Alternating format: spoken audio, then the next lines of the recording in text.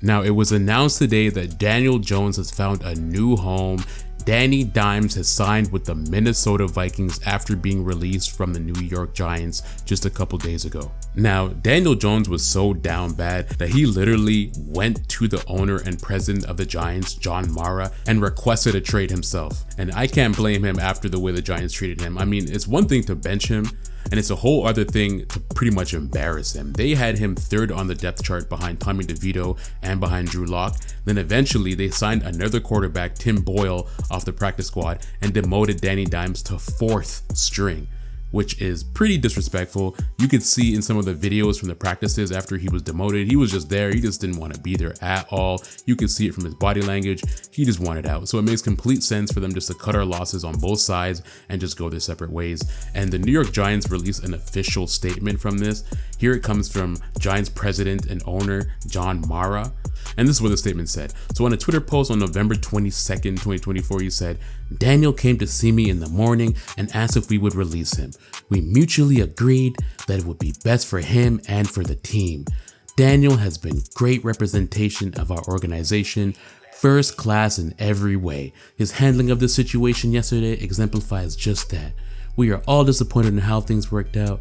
We hold Daniel in high regard and we have a great appreciation for him. We wish him nothing but the best in the future." Now, I think everybody sensed that something was on its way similar to this, that Daniel Jones would either be cut, released, or leave, what have you, especially after his final interview with the press where he pretty much said goodbyes and, you know, it seemed like he had a lot of regret in his statement. Here's the interview portion right here. Down just to make sure I say it the right way. Let's see, the opportunity to play for the New York Giants was truly a dream come true, and I'm extremely grateful to the Mara and Tisch families for the chance to play here. The Giants are truly a first-class organization, and I have nothing but genuine respect and appreciation for the people who have built it and who helped carry on that tradition. I've met so many special people and created relationships that will truly last a lifetime. Thank you to all my teammates, coaches, and staff that have done so much for me these past 6 years. There have been some great times, but of course, we all wish there had been more of those. I take full responsibility for my part in not bringing more wins. No one wanted to win more games worse than me, and I gave everything I had on the field and in my preparation. Of course, this season has been disappointing for all, and of course, I wish I could have done more. I'm 100% accountable for my part. I did not play well enough consistently enough to help the team get the results. The reality of the NFL is it's hard to win games and requires consistent performance from everyone involved. We didn't do that well enough, so the idea to change something happens, and I understand. I love the game, I love being part of a team, I'm excited for the next opportunity, and know that there's a lot of good football in front of me, and I'm excited about that. To all the fans, I have deep respect and appreciation for your passion and love for the Giants. The fans are a huge part of what makes playing for the Giants so special. Thank you. Take questions now. To be quite honest, even though things didn't work out the way they would initially have thought, this is probably the best move for both parties, just to have a fresh start. This ends Daniel Jones' 6-year run as starting quarterback of the New York Giants. And what can you say, man? Just a little more than 2 years after signing a 4-year, $160 million contract, they're now cutting him. And honestly, the Giants had no choice. Daniel Jones had a $25 million injury guarantee that they would have to pay out in 2025. They did not cut him. So the writing was pretty much on the wall. They had to do this regardless. And it looks like they still have around $12 million that they still need to pay him, even though they have released him. So Daniel Jones, in my opinion, won. He gets to go to a new team. He signed a 1-year, $735,000 contract with the Vikings, which is peanuts. So he'll be able to have a fresh start, a new system with some weapons. I mean, you got Justin Jefferson there. He'll probably take reps with the second team, something like that. So, and overall, Daniel Jones has been largely professional throughout his time in New York. Even though he's taken a lot of criticism, people have shat on him quite a bit, fans and the like. There's never once been any controversy out of this guy other than how bad he's been playing. He's never once said anything bad about his teammates or anything like that. So overall, he's a pretty professional guy, but he looks like he's just not a starting quarterback in the NFL. Maybe if he's on a team that's already loaded with a roster, then he can do really, really well, and maybe they can make the playoffs. But it looks like he's just mainly just backup quarterback talent, and that's okay. you know, not everyone who comes in the NFL is going to be a top level talent, and it is what it is. You know what I mean? But at least he gets a fresh new start with a new team. The Vikings are a great organization, definitely better ran than the New York Giants, that's for sure. And at the very least, the Minnesota Vikings won't make the same mistake to commit to a mediocre level quarterback long term like the Giants did. Now, even with Kirk Cousins as a Minnesota Vikings quarterback, and I would say Kirk Cousins is definitely a better quarterback than Daniel Jones, and if you look at him in the range of quarterbacks in the NFL, he's definitely above average.